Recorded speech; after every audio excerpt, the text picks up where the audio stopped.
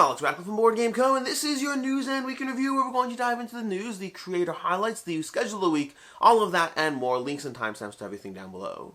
Let's go ahead and start off with news. We only have 4 things to go over, not a ton this week, but starting off, we have over on Board Game Wire over here, we have an article about the Tabletop Game Designers Association has gotten Barnes & Nobles to start putting names on the listings for games. This is actually, Tabletop Game Designers Association was a recent company that started up, basically designed to kind of help protect designers and give them tools and an agency, almost union or union adjacent to what it's trying to do. But in this case, they managed to get a little bit more, what do you want to call it, advertising, recognition, any of those kinds of things for designers just through working with major retailers to have their names, which is helpful for both the audience, people who want to buy those games. If you want a game from Connie Vogelman, well, you can go ahead and type in Connie Vogelman, no different than you would with an author, director, whoever it is, and so that's a good win-win all around. Over here, we also have Open Owl Studios in partnership with Tempest Workshop. Again, referencing previous news we've talked about, Open Owl Studios is working with Tempest Workshop, a company, Tempest Workshop being the collective, I believe, from Funko Games, if I'm not mistaken. When that whole entity kind of shifted, was bought out, people were let go, a lot of those people formed Tempest Workshop. Open Owl Studios they basically talk about this in their post, but they kind of went to them and said, hey, we want you to create the best possible game, don't worry about any kind of restrictions or limitations, we want you to just build, something amazing. And they have a game coming out together from Open Owl Studios and Tempest Workshop. Moving on, we have Splendor, the Silk Road. Don't get too excited about this. This is basically seems to be, from what I can see about this seems to be a reimagining of 2 of the expansions from the previous Splendor expansion. Basically, Splendor, smash hit. Expansion was never really the smash hit that the base game was. It looks like they are repackaging the 2 best expansions from it, making some tweaks to them, and then putting it out as the Silk Road. Probably not worth it if you already own the Cities of Splendor, although if you're a completionist, you and I both know you'll probably get it anyway. But it definitely, if you missed out on Cities of Splendor, which many people did because it wasn't that popular and then kind of just disappeared, then this might be an opportunity to get the expansions that are actually better recognized from that. Moving on, and lastly, we have an article about Funforge and Stonemaier. We talked about this last week. Stonemaier picked up the Tokaido line from Funforge. Funforge we've talked about many times on this channel in terms of the many issues they've had with their crowdfunding fulfillment. But the Board Game Wire did an article did an interview with the CEO of Funforge, talking about the nature of the financial issues, about the selling of the line of Tokaido to Stonemaier, just some basic conversation around the entire thing. Did it help? How's it been? Are you trying to rebuild the company? Are you growing again? Things like that. If you want a little bit of a deep dive in terms of what goes on behind the scenes and the things that a struggling publisher has to deal with, this is a good article. In general, Funforge is always going to be an interesting company in the sense that they're going to get a lot of recognition and praise for fulfilling their campaign in the end without asking people for more money, but they're also going to get a lot of flack for a lot of, I think gaslighting is the appropriate word, a lot of communication that seemed to imply that when backers thought there were issues, that there was nothing to actually worry about. And companies have done this, and I understand why companies have to is the wrong term. I understand why companies sometimes feel they have to engage in not letting people know how bad an issue is. The problem is, while I recognize that desire, it also takes an issue and makes it so much worse, and especially when it does come to light that there are issues, you can kind of never get back that trust. Trust is a big thing in crowdfunding, and unfortunately, being direct with backers and consumers about issues going on, unfortunately, that might cause panic and almost more issues sometimes. But at the very least, what you will have is trust. You will have a complete degree of trust when people are like, hey, we hate this situation, but at least you're telling us and not trying to convince us everything is okay. I don't think there's any easy answers here. I don't think there ever will be easy answers. But I think that the damage you do to your brand when you violate that trust, it makes it very hard to ever engage in that same level of, trust and that same level of community with the audience. Now, in the case of Funforge, it might not be relevant because they've sworn off crowdfunding either way. So it is a different kind of model. Buying at retail is a different model than backing. There's a different emotional tug at play. So different kind of markets. Just a little side conversation around the nature of trust and trying to preserve your brand and at what costs. In any case, that is basically all we have for the news this week, which means we're going to go ahead and move on to our creator spotlight. We started with a content creator 2 weeks ago or 3 weeks ago. We then went to a designer last week, and this week we have a company. In this case, it's going to be Orange Nebula. Orange Nebula, one of my favorite board game companies, both from the people that work there as well as from the games that they put out, and both have so much to talk about.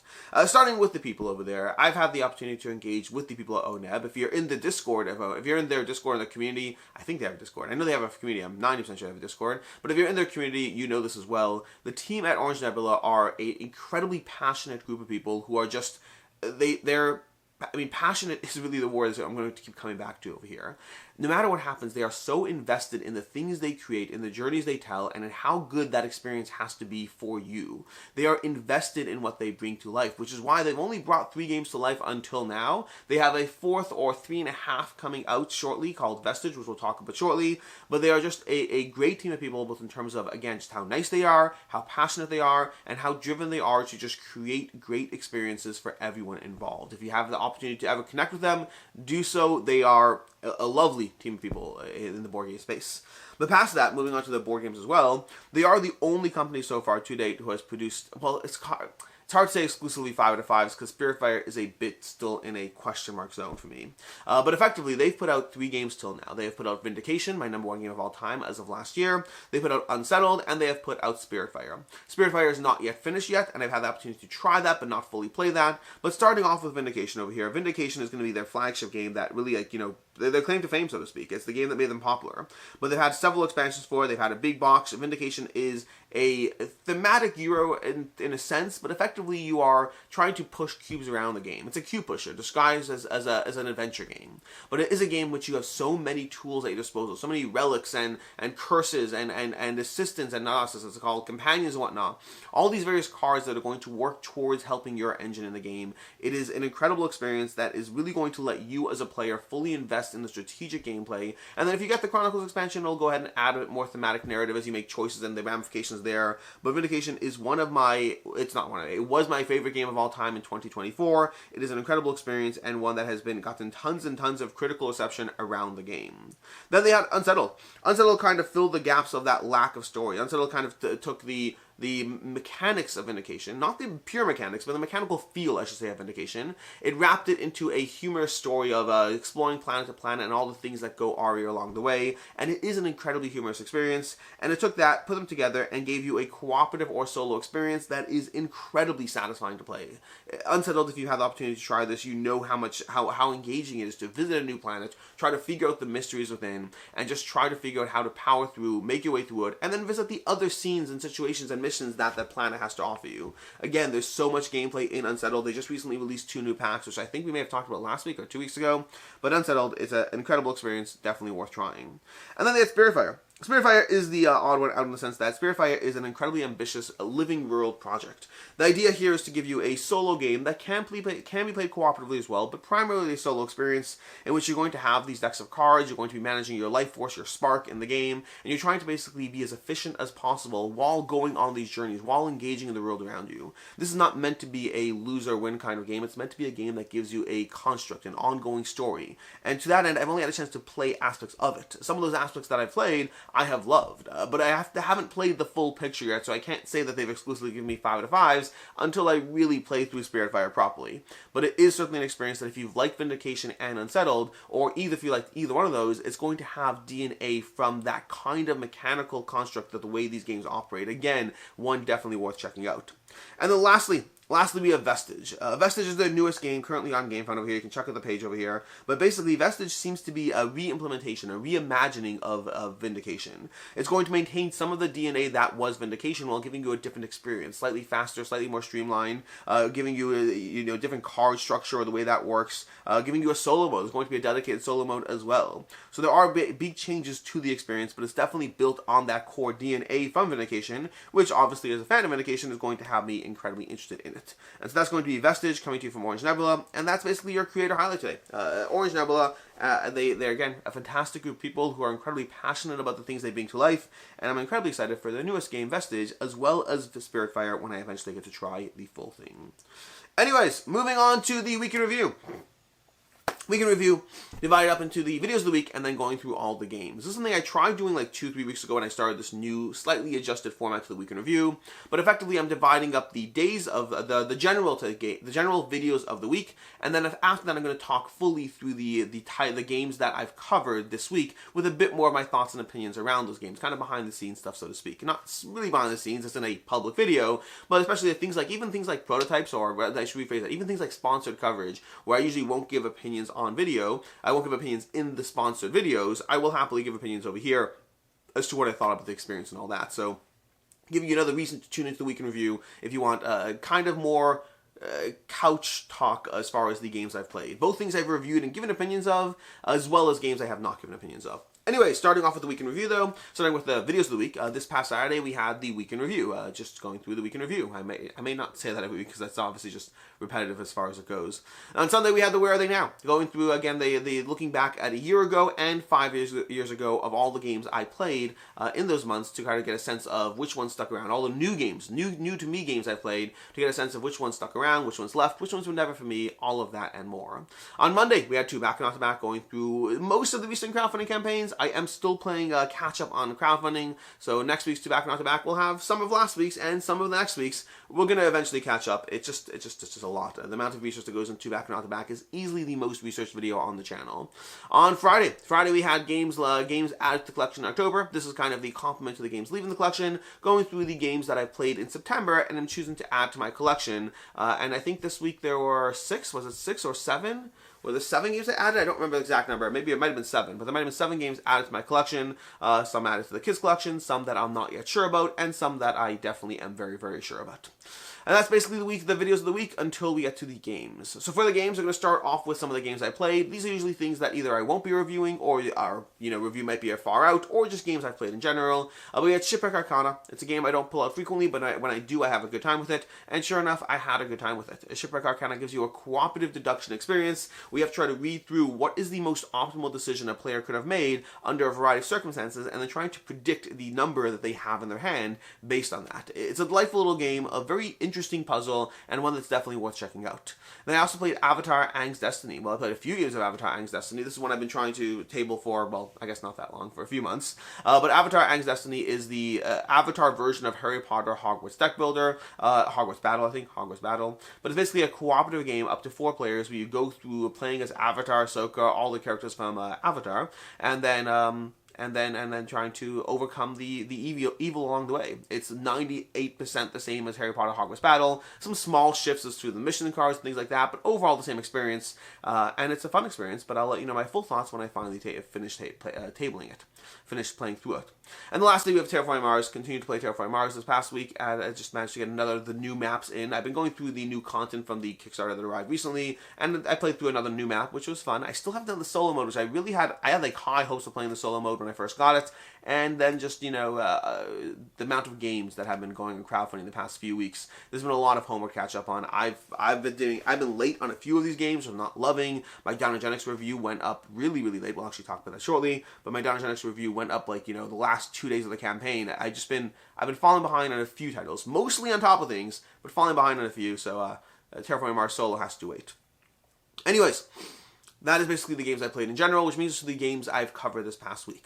So this is going to be a list of like 9 or so games that I've covered this past week, starting off with Story of Many. Story of Many we did preview and a game. We did a preview for and a gameplay. Overall, Story of Many, I have not gotten to see the combat enough to have a high opinion of it yet. So far the combat has been roll dice and see how it plays out, but that's mostly because we're early game in terms of our characters' builds. There's not a lot of mitigation built into those characters, into what we can do or how we can adjust for it. And so there's not a ton of agency over building the characters. There's not a lot of tools as far as what we can do in combat. So far my opinion of combat isn't negative, it's just I haven't seen enough to be fully convinced. But what I have seen is the actual story part of Story of Many. The part where you're going on these journeys and interacting feels incredibly well done. It feels like someone took Destinies and made it better. It feels like someone took a similar system, a similar kind of overarching structure to, oh my gosh, I'm going to blank on the name, to Iridia, the Path We Dare Tread. There's a lot of good things going on in the Story of Many gameplay and the Story of Many game.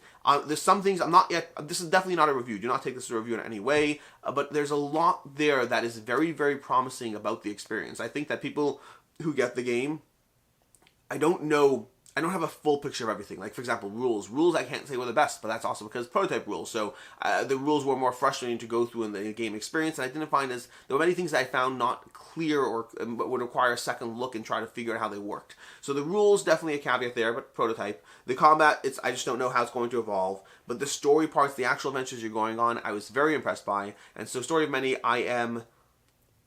intrigued or interested as to what more they're going to do, but I need to play more myself. We also did a preview for Sibille. I believe it was a preview. Yeah, we did a preview for Sibille on Saturday. That was Sibille in general is a game that I have had a chance to play. I think it's a good game. I don't necessarily love it. The main issue I had with it is that there's an element of trying to gather these customers, which I definitely enjoy. There's an element of trying to choose from your 21 cards the 3 cards you need each round, which I enjoyed. There's even an element of predicting what your opponent did, which I also enjoyed. And so like trying to think through, oh, I think you're going to play these cards to help your engine. That's fine. I think the main thing for me is that there's definitely an element of slog to the game that I played through. There's an element of where it kind of got bogged down and it started off fine, and there was a middle section where it just lasted 15-20 minutes longer than it needed to, and that I just need more plays of to see where that goes or see how consistent that is. When a game kind of hits that point where you're trying to power through to the end and you can't get it, that can be frustrating, and that definitely had that in Sibille. So while there were elements of the game that I liked, there was I only played one game of it, and so it's not a review either. Again, these aren't reviews, just kind of thoughts. I think Sibille definitely was one that I think there's a lot going on that's good, but my gameplay got a little bogged down, which hurt the experience. There's also the Bad Karmas and the Curse of the Zodiac, or the Bad Karmas and the Curse of Cthulhu. This continues the trend of the Bad Karmas, and I don't think it strongly changes my opinion of the Bad Karmas. My opinion of the Bad Karmas continues to be, well, what it is now, which is, I think the Bad Karmas is an excellent app-enabled game. I'm a fan of the taboo system. The Bad Karmas itself, I find that I feel a drop disconnected because I'm constantly messing with the app. There are elements of fun going on in terms of when things happen and when the creature charges you down, or as you learn the creature, and you don't necessarily know how the creature's going to act until you start just engaging with them. So there's a lot of promise to the Cthulhu system, to the Bad Karma system, to the Taboo system, but I don't think I am as invested in the Bad Karma cycle as I am in, let's say, something like Oathsworn or Primal as a boss battler. So for me, ultimately, the technology is still going to get in the way of the experience and take me out of it. I still enjoy it, not as much as other boss battling games. We have Delivery Witches. This was a preview that Meg did earlier this week. I didn't play this one, so I can't say much about it. I can tell you that Meg is excited about it and wants to play it, but I haven't. Wants to get another game in, but I haven't. I have not played it myself, so I can't speak to that. Then later we had Draconis 8. We did a gameplay and preview for Draconis 8. That is a new TCG from Wise Wizards, and Draconis 8 is really surprisingly fun. Like, if you have a chance to try this game out, I highly recommend it. It is addictive because it teaches in a few minutes, it plays in a few minutes. I don't know if I'm going to get involved in the physical game as much. I just don't know. But the app, I've been enjoying playing through the app already. I think the game is a really solid game that gives you a lot to consider as you just draw 2 cards and place in a grid with a lot of manipulation. I don't know how or why it's going to enable and support a full TCG model. That part I'm a little confused by. Like, it doesn't feel like that kind of experience. But as a general game, it's a really solid game that I definitely think you should try out if you have a chance. It's kind of addicting for the small box game that it is. We also had coverage for Above and Below. We had a gameplay go for Above and Below, Haunted specifically. I overall enjoyed that. I actually played Creature Caravans last night too, which is a different story, but I overall enjoyed Above and Below. But I don't know if I was fully enamored with, like, oh my gosh, I have to play this. Like, when I think of other games from Ryan Lonkett from Red Raven Games, I think that Now or Never is definitely great, or is it Near and Far? I always forget those two. The one with the redder box instead of the browner box, which I think is Now or Never, but I'm not sure. But Creature Caravan so far is easily my favorite in that line. I know Sleeping Gods is going to be most people's favorite game. For me, it's Creature Caravans currently. I like that one a lot of card play going on there. But either way, Above and Below Haunted, definitely enjoyed it. Don't know if I felt I needed to get it. We have Master of Orion, the board game. This is Master of Orion Ad Astra from Arcan Studio. That one is just, I haven't played the game, I just unboxed the prototype, but I am incredibly excited. Sure enough, I did download Master of Orion. No, I have not yet played Master of Orion. Yes, I plan on playing Master of Orion because, oh my gosh, Master of Orion 2 is such a good game. I'm looking forward to tabling the board game. It's a 4X space game, which 4X games have never been like, I've yet to give like a 4X game like a 5 out of 5. It's just, it hasn't been my go-to genre in that sense. I always like them, but they're also like big investments and things can go south very quickly. Either way, I'm excited for Master of Orion Ad Astra. Curious to see how it'll play out, but I need to go ahead and read a rulebook first. We had Concillium Urbis. I did a review of Concillium Urbis. Overall, I like Concillium Urbis a decent amount, but I also felt that it was trying to do a little too much. I covered this in my review. There's no new things here. I would say that my first play of it, I was like, I want to play it again. And my second play of it, I was like, I'll try it again. It definitely moved down the more I played it, but also, again, a big part of it is I think it's a little too much going on in terms of the different mechanics they're throwing in, which kind of take away a little meaning from the overall picture. And then lastly, I had a review for Dinogenics. Dinogenics is a complicated one. That's the one, it's a really, this is where, Dinogenics is one of those games where I can't tell how much I'm being bogged down by so many games that I have played over the years versus how much I'm able to isolate a single game experience. Dinogenics is a good game, and it has a great solo mode as well that really keeps you invested in terms of trying to do as much as possible. I think there's a lot going on that is strong and well done in Dinogenics. It's one of those games I wanted to give a 4, but I held back just a drop from it, primarily because of the action system in terms of the worker placement. There's a lot of repetitiveness to the worker placement economy of the game, and that held me back a drop for it. It's one of those times I said in the review, it's one of those times I wish I did have a 3.75 or a 7.5 for those who want a 10-point scale, but I don't. And so for me, it did round it down to a 3.5, a 3.5. Ultimately, I think it's a great game worth checking out. For me, it landed a drop shy of where I wanted it to be. But anyways, that is going to be Dinogenics. And that's basically the games I covered this past week, which means it's time for the today. What's happening today? Today we're going to have a gameplay going on. Oh, did I? I mean, I guess we did a preview for the Bad Karmas. The gameplay is going up today. So today there's a gameplay for the Bad Karmas and the Curse of the Zodiac, as well as a review going up for Shuffleboard, which I definitely recommend you check out. It is...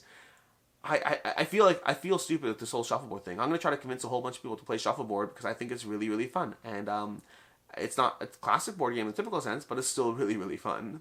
And then next week I'll have a few things going up as usual. We should have a interview going up around the new Bard Song game coming to GameFound, as well as a 10 small box fantastic games video that I haven't figured out the exact name of it, but it's basically all my 5 out of 5 small box games, of which I managed to cram 11 into a 10 game video. Mainly because I made a mistake. It wasn't even my fault.